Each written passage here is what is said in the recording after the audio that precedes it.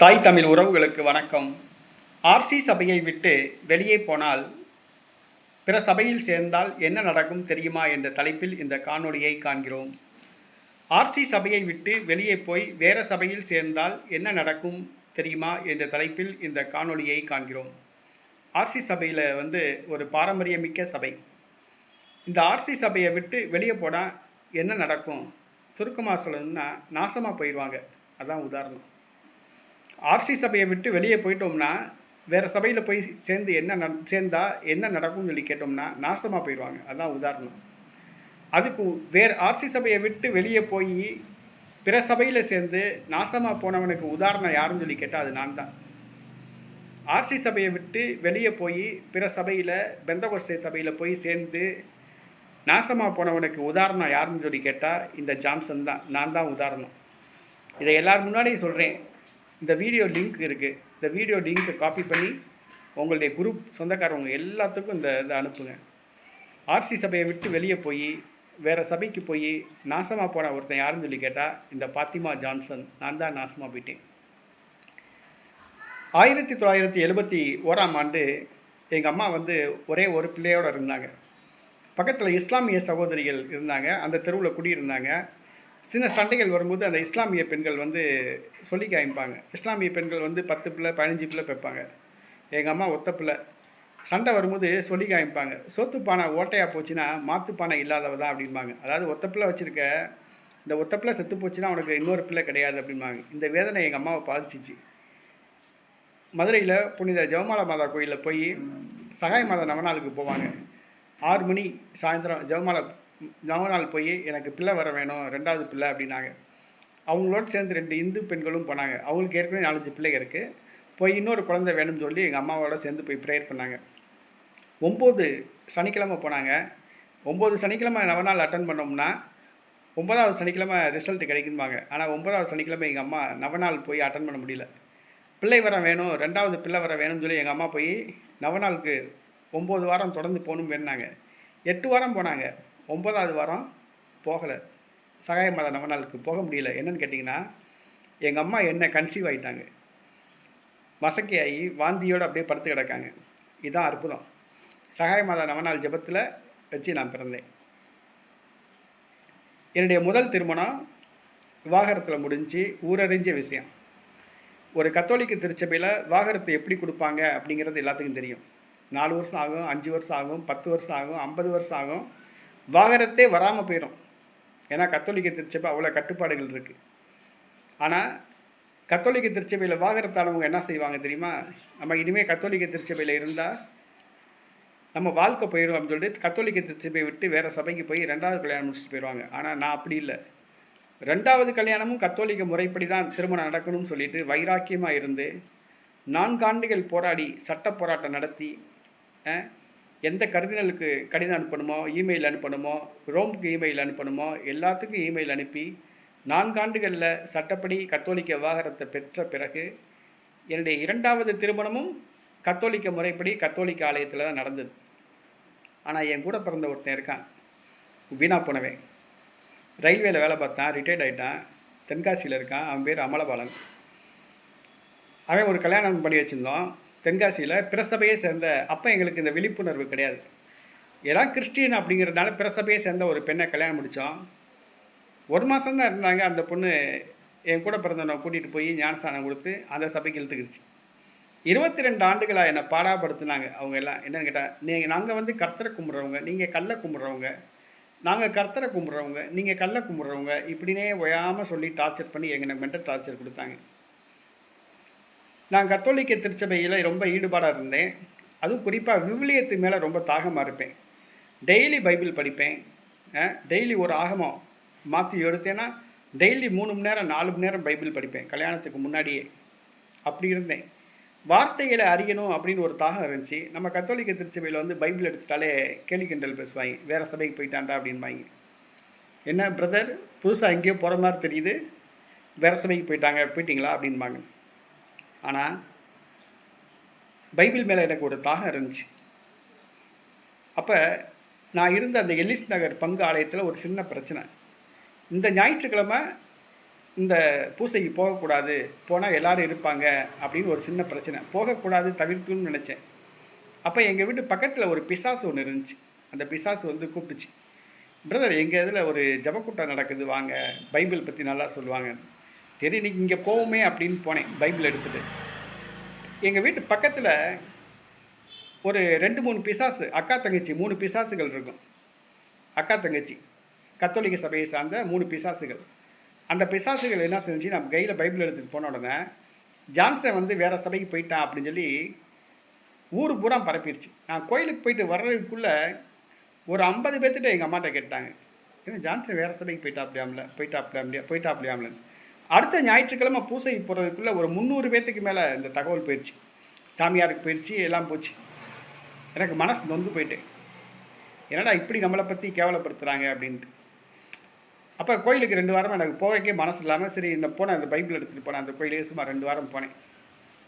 அப்படியே என்ன செஞ்சுட்டு அந்த கோயிலுக்கு அப்படியே போனேன். போக ஆரம்பிச்சிட்டேன், முழுக்கு ஞானஸ்தானம்லாம் எடுத்துட்டேன். அதோடு சேர்ந்து எங்கள் குடும்பத்தை சார்ந்தவங்களும் வந்துட்டாங்க. ஆனால் நான் அந்த கத்தோலிக்க அன்னை மரியாதை பற்றி அவதூறாக பேசலை, கத்தோலிக்க திருச்சியை பற்றி அவதூறாக பேசலை, யாரை பற்றியுமே அவதூறாக பேசலை. நான் பேசாமல் பொத்திக்கிட்டு இருந்தேன். ஆனால் நான் சபைக்கு விட்டு வேறு சபைக்கு நான் போயிட்டேன் அப்படின்னு சொன்ன உடனே, நான் இந்த கத்தோலிக்க திருச்சபையில் இருக்கும்போது நான் வேளாங்கண்ணிக்கே நடந்து பாத யாத்திரை 9 வருஷம் போயிருக்கேன். என்னை பற்றி அவதூறாக பேச ஆரம்பிச்சிட்டாங்க. நான் இருந்த அந்த பகுதியில் கத்தோலிக்க மக்கள் நான் போகும்போது வரும்போது விளக்கு மாத்திரத்து காமிக்க, செருப்படுத்து காமிக்க, காரி துப்ப, ஏன்னா வந்து அவங்க பட்டா போட்டு வாங்கி வச்சுருக்காங்க கத்தோலிக்க திருச்சபை. அந்த திருச்சபையை விட்டு நான் வெளியே போயிட்டேன்னு எல்லாம் இது பண்ணாங்க. நான் அதெல்லாம் உண்மை காதில் வாங்கிக்கல, ஆண்டவர் ஒருத்தர் இருக்கார் அப்படின்ட்டு. 2 வருஷம் போனோம், நல்லா இருந்தோம். 2 வருஷம் தான். அப்போ ஒருத்தர் ஆரோக்கியதாஸ் அப்படின்னு சொல்லிட்டு ஒருத்தர் வெல்டிங் கடை வச்சுருக்காப்புல, சிவாசி நாடார் ஸ்கூல் பக்கத்தில். அவர் சொன்னாப்புல, என்ன தம்பி உங்களை கோயில் பக்கமே பார்க்க முடியல. நான் சொன்னேன், இல்லை வேறு சபைக்கு போய்ட்டோம். அவர் வார்த்தை சொன்னார், கோச்சிக்காதீங்க, வேறு சபைக்கு போனவங்க யாருமே நல்லா எல்லாமே நோய் நொடியோடு தான் இருக்காங்க அப்படின்னாரு. இல்லை பிரதர், நான் போனாலும் இருதலை கொல்லி எறும்பாக தான் இருக்கேன். அன்னை மரியாதைலாம் நான் திட்டமாட்டேன், கத்தோலிக்க திருச்சபையெல்லாம் திட்டமாட்டேன், பைபிளை படிக்கிறேன், ஜெபம் பண்ணுறேன், ப்ரேயர் பண்ணுறேன், அவ்வளோதான் அப்படி. அவர் சொன்னது உண்மையாக போச்சு. என்னென்னு கேட்டிங்கன்னா, அடுத்த ஒரு சில நாட்களில் 2 நாள் தலைவலி. என்னுடைய மனைவி மூளையை சுற்றி கொப்பளம் வந்து கை கால் விளங்காமல் போய் முதுகு தண்டுவடம்னு அரிச்சு 46 நாள் மருத்துவமனையில் இருந்தாங்க. 16 நாள் அன்கான்ஷியஸ் இருந்தாங்க. 6 ஆண்டுகள் நடக்க முடியாமல் கிடந்தாங்க. ஏறத்தாழ 60 லட்ச ரூபா பணத்தை நான் செலவு பண்ணேன். உயிரோடு நான் கூட்டிகிட்டு வந்தேன். அதான் உண்மை. என் வீட்டில் இருந்த நகை, பணம், இடம், பொருள் எல்லாமே காலியாச்சு. நான் கத்தோலிக்க திருச்சபையை விட்டு அந்த சபைக்கு போகும்போது நான் ஐஸ்வர்யனாக இருந்தேன், பணக்காரனாக இருந்தேன். ஆனால் போன பிறகு நான் பிச்சைக்காரன் ஆகிட்டேன். நான் கத்தோலிக்க திருச்சபையை விட்டு வெளியே வரும்போது என்னுடைய மனைவி, நான் எல்லாமே ஆரோக்கியமானவர்களாக இருந்தோம். ஆனால் திருச்சபையை விட்டு வெளியே போன பிறகு, வேறு சபைக்கு போன பிறகு நாங்கள் வந்து நோயாளிகள் ஆகிட்டோம்.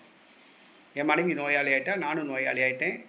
எங்கள் அம்மா நல்லா இருந்தாங்க. ஹெப்பாட்டிட்டிஸ் சி மருந்து கண்டுபிடிக்கப்படாத ஒரு மஞ்சக்காமால் அதை பாதிக்கப்பட்டு எங்கள் அம்மா தவறிட்டாங்க. சுமார் 2 மாதத்தில் 80 வயசில் தவறிட்டாங்க. எல்லாமே போச்சு.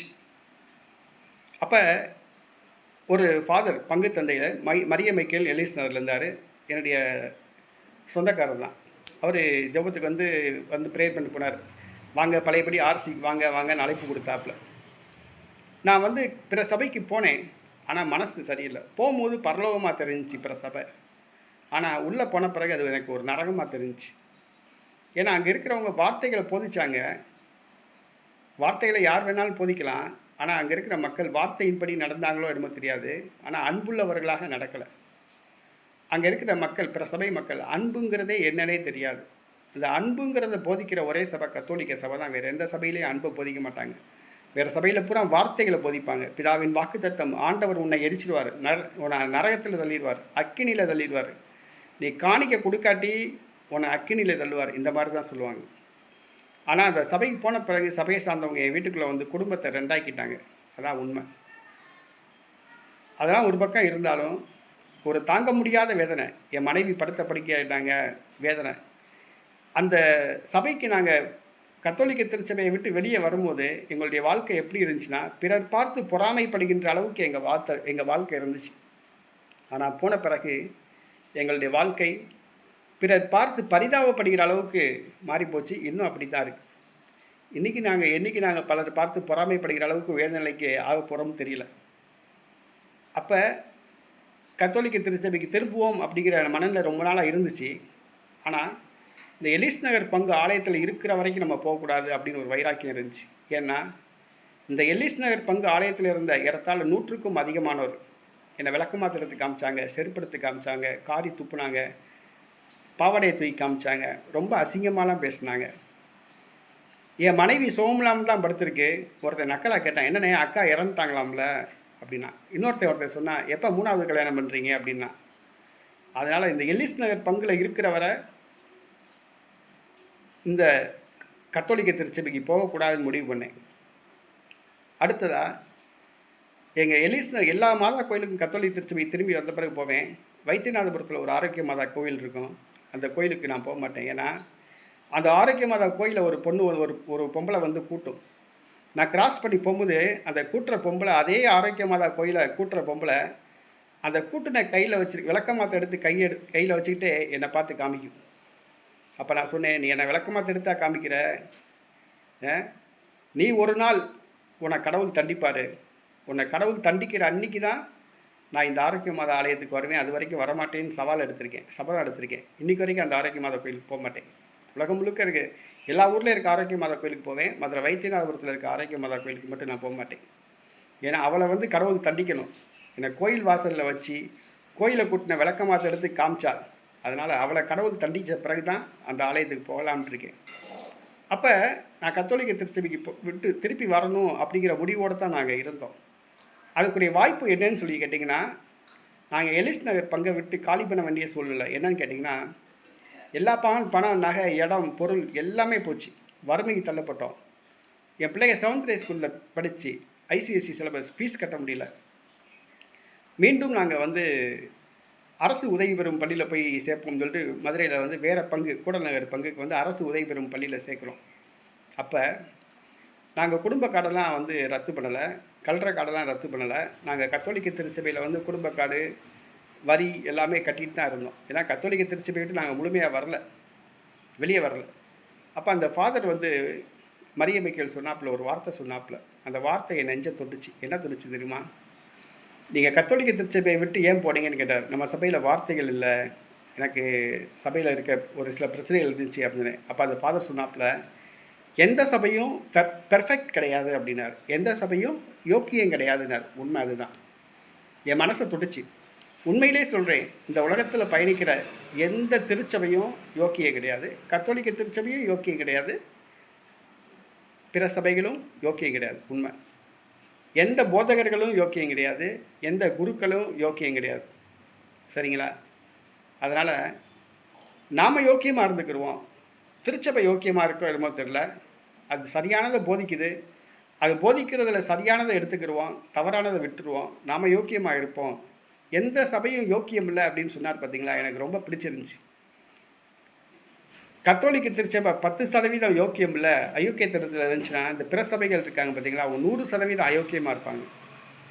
கத்தோலிக்க ஃபாதர்கள் 10% அயோக்கியனாக இருந்தால், இந்த பெந்தகோஸ்தே ப்ராட்டஸ்டன்ட் ஃபாதர்ஸ் வந்து, போதகர்கள் வந்து, பாஸ்டர்கள் வந்து 100% அயோக்கியனாக இருப்பாங்க. உண்மை அதுதான்.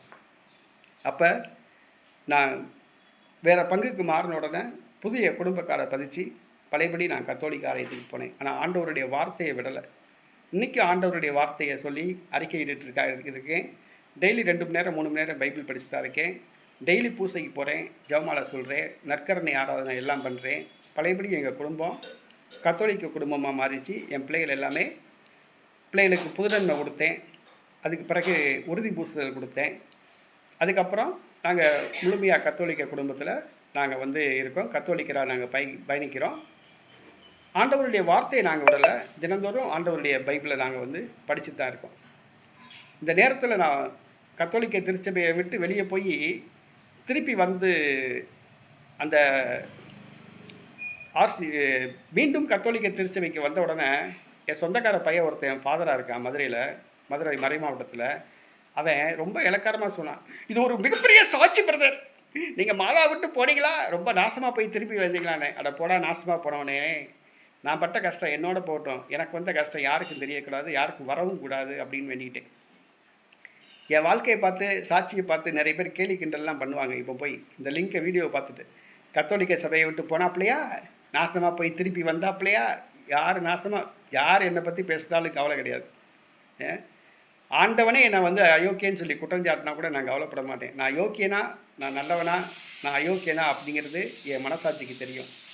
அதிமுக கொடியில் ரெட்டலையை காமிச்சிருப்பாப்புல அண்ணா, இப்படி காமிச்சிருப்பாப்புல ஒரு புகைப்படம் இருக்கும், ரெட்டலை இப்படி காமிச்சிருப்பாப்புல. இது என்னன்னு சொல்லி கேட்டிங்கன்னா, இந்த 3 விரல், நான் ஒரு ஆளை குற்றவாளி, நீ குற்றவாளின்னு காமிச்சேன்னா இந்த 3 விரல் இருக்குது பார்த்தீங்களா, இந்த 3 விரல் என்னை பார்த்து சொல்லும் நீ குற்றவாளிடான்னுறோம். இந்த ஏத்தாப்பில், இந்த விரல் ஏத்தாப்பில் பார்த்து நீ குற்றவாளின்னு சொல்லும். இந்த மேலே இருக்குது பார்த்தீங்களா, அந்த மேலே விரல் ஆண்டவரை பார்த்து ஏய் நீயும் குற்றவாளி இல்லடா, நீயும் யோக்கியண்டா, யோக்கியம் கிடையாது, நீயும் குற்றவாளின்னு சொல்லும். ஆக இந்த 3 விரல் என்ன குற்றவாளி சொல்லுது, இந்த ஒரு விரல் ஏத்தாப்பில் இருக்கிற குற்றவாளி சொல்லுது, இந்த ஆள்காட்டி விரல் மேலே இருக்கிற ஆண்டவனை குற்றவாளி சொல்லுது. ஆனால் என்ன குற்றவாளின்னு சொல்கிறது இந்த 3 விரல் குற்றம் சொல்லுது. நான் ஒரு ஆளை குற்றம் சொன்னேன்னா 3 விரல் என்ன குற்றம் சாட்டுது. என்னை வந்து யார் யார் கேள்விக்கு நான் கிண்டல் பண்ணாங்களோ அது வேறு விஷயம். என் முதல் கல்யாணம் வந்து வாகரத்தாச்சு. 4 வருஷம் நாங்கள் வந்து நடைப்பிணமாக அலைஞ்சேன். அந்த நடைப்பிணமாக அலைஞ்ச பொழுது என்னை ரொம்ப கேவலப்படுத்தினாங்க, ரொம்ப அசிங்கப்படுத்தினாங்க. 4 வருஷமாக அங்கே கல்யாணம் ஆகாமல் இருக்கானே அப்படின்ட்டு. ஆனால் நான் ரொம்ப பொறுமையாக இருந்தேன். ஆனால் என்னை கேலி கிண்டல் பண்ணாங்க பார்த்தீங்களா, அதில் ஒரு 50 பேர்த்துக்கு கல்யாணம் நடக்காமல் போயிருக்கு, இல்லாட்டினா பிள்ளை இல்லாமல் போயிருக்காங்க. அதான் உண்மை. ஒரு ஆளை மனநோகம் வைக்கக்கூடாது. என்னை கேலி கிண்டல் பண்ணாங்கல்ல, குறைஞ்சது ஒரு 50 பேர் ஒன்று கல்யாணம் ஆகாமையே இன்னும் இளைஞராகவே இருக்காங்க, 55 வயசாயும், இல்லாட்டினா பிள்ளை இல்லாமல் போயிட்டாங்க. அதான் உண்மை. நீங்கள் நாங்கள் மனம் நொந்து கத்தோலிக்க திருச்சபைக்கு நாங்கள் வந்திருக்கோம், ஆண்டவரை பிடிச்சிருக்கோம், அன்னை மரியாதை பிடிச்சிருக்கோம். அவங்க எங்களை கைவிட மாட்டாங்க. கைவிட்டால் கைவிட்டு போகட்டும், அதை பற்றி ஒன்றும் பிரச்சனை இல்லை. நேற்று செத்தால் நாளைக்கு பால். என்றைக்காக இருந்தாலும் இந்த உடல் மண்ணுக்குள்ளே போகத்தான் போகுது. ஆண்டவர்கிட்ட போய் நம்ம சரணடையத்தான் போகிறோம். அதனால் ஒன்றும் பிரச்சனை இல்லை. இந்த நேரத்தில் நான் சொல்கிறது கேட்டிங்கன்னா, உலகத்தில் உங்களை குழப்புவாங்க நிறைய பேர். உங்கள் சபை கல்லை கும்பிட்ற சபை, நாங்கள் கர்த்தரை கும்பிட்றவங்க அப்படின்பாங்க. நீங்கள் சிலைகளை கும்பிடுவீங்க, நாங்கள் வந்து சிலைகளை கும்பிட மாட்டோம் அப்படின்பாங்க. நீங்கள் உலகப்போக்கில்லான வழிபாடு செய்கிறீங்க, நாங்கள் ஆவிக்குரிய வழிபாடு சொல்லுவோம் அப்படின்பாங்க. ஆவிக்குரிய வழிபாடு தான். 2 ஆவி இருக்குது, பிசாசுக்குரிய ஆவி, பரிசுத்த ஆவி. ஆனால் எந்த ஆவின்றது தான் முக்கியம். பரிசுத்த ஆவிக்குரிய வழிபாடுன்னு சொல்லுவாங்க, ஆனால் பிசாசுக்குரிய ஆவி தான் அவங்களுக்குள்ளே இருக்குது. அவங்களுடைய செயல்பாடுகள் எல்லாம் பிசாசுக்குரிய ஆவி தான் அவங்கள செயல்படுத்தும். உண்மை அதுதான். அதனால் பிறர் உங்களை பார்த்து நீங்கள் இன்னுமா இந்த சபையில் இருக்கீங்க, ஆர்சி சபை சபிக்கப்பட்ட சபைன்பாங்க. இந்த உலகத்தில் கிறிஸ்தவம் பரவுவதற்கு தடையாக இருப்பது ஆர்சின்பாங்க. இந்த உலகத்தில் அன்பை பரவுவதற்கு இருக்கிற ஒரே சபை கத்தோலிக்க திருச்சபை தான். மனுஷனை பார்த்து நீ மனுஷனா வாழுன்னு சொல்லி போதிக்கிற ஒரே சபை கத்தோலிக்க திருச்சபை தான். ஏன்னா அன்பின் மூலமாக நற்செய்தி பரவுது. இந்த பிற சபைகள்லாம் சொல்லி பார்த்தீங்கன்னா அன்பின் மூலமாக நற்செய்தி பரப்ப மாட்டாங்க. அல்லேலியா அல்லேலியான்னு கூப்பாடு போடுவாங்க. அன்புங்கிறதே துளியளவு அவங்ககிட்ட கிடையாது. அன்பு, பாசம், கனிவு, தாழ்ச்சி, பொறுமை, தன்னடக்கம், இச்சை அடக்கம் எதுவுமே கிடையாது. நீங்கள் சாதாரண ஒரு மனுஷனா, உங்கள் பிள்ளைங்க மனுஷனாக வாழணும்னா, சாதாரண மனுஷனாக வாழணும்னா கத்தோலிக்க திருச்சபையில் இருங்க. கத்தோலிக்க திருச்சபையில் இருங்க. பிறர் பார்த்து உங்களை சொல்லுவாங்க, நீங்கள் கள்ள கும்பிட்ற சபை, நீங்கள் வந்து சிலை வழிபாடு செய்கிறீங்க, நீங்கள் வந்து தவறான இதெல்லாம் இது பண்ணுறீங்க அப்படிம்பாங்க. எதை பற்றியுமே கவலைப்படாதீங்க. உங்கள் மனசுக்கு எதுன்னு சொல்லி தான் சரிங்க. ஆனால் உண்மையிலே சொல்கிறேன், ஆர்சி சபையை விட்டு வெளியே போனீங்கன்னு வச்சுக்கோங்க, என்ன நடக்கும்னு சொல்லி கேட்டிங்கன்னா, நான் நாசமாக போனேன். அதே மாதிரி தான் நீங்களும் நாசமாக போவீங்க. என் குடும்பம் இன்றைக்கி எல்லா செல்வத்தையும் இழந்து இன்றைக்கி பிச்சைக்காரனாக போயிட்டேன். அதே மாதிரி நீங்களும் பிச்சைக்காரனாக போவீங்க. என் குடும்பம் இன்றைக்கி ஆரோக்கியத்தை இழந்து நோயாளிகளாக போயிட்டோம். அதே மாதிரி தான் நீங்களும் நோயாளிகளாக போவீங்க, நோயில் வதைக்கப்படுவீங்க. அதனால் தயவு செஞ்சு கத்தோலிக்க திருச்சபையை விட்டு வெளியே போகாதீங்க. இன்றைக்கி அமெரிக்காவில் பார்த்திங்கன்னா பெந்தகோஸ்தே ப்ராட்டஸ்டன்ட் சபை வந்து அழிஞ்சிக்கிட்டு வருது. எல்லாருமே கத்தோலிக்கர்களாக மாறிட்டு வராங்க. கேரளாவில் ஜோசப் சஜித்னு ஒரு பாஸ்டர், ஒரு ப்ராட்டஸ்டன்ட் தியாலஜி ப்ரொஃபஸர், அவர் இன்ஸ்டாகிராம் ஐடியை 20 லட்சம் பேர் ஃபாலோ பண்ணுறாங்க. அவர் வந்து சமீபத்தில் கத்தோலிக்க திருச்சபையில் இணைஞ்சிருக்காரு. கத்தோலிக்க திருச்சபை நாளுக்கு நாள் வலுவாகிட்டு வருது. பிற சபைகள் வந்து அதனுடைய தோற்றம்லாம் வெளியே போக ஆரம்பிச்சிருச்சு. முகத்திரை கிழிஞ்சிருச்சு. பிற சபைகளுடைய முகத்திரை கிழிய ஆரம்பித்து விட்டது. அதனால் அந்த சபைகளோட பெருக்கம் வந்து குறைஞ்சிட்டு வருது. சபை விசுவாசிகள் எண்ணிக்கை குறைய ஆரம்பிச்சிருக்கு. கத்தோலிக்க திருச்சபை வலுவடைந்துட்டு வருது. வலுவடையுதோ வலுவடையிலையோ, கத்தோலிக்க திருச்சபையை விட்டு தயவு செஞ்சு வெளியே போகாதீங்க. போனீங்கன்னா கண்டிப்பாக நான் நாசமாக போன மாதிரி நீங்களும் நாசமாக தான் போவீங்க. உண்மை.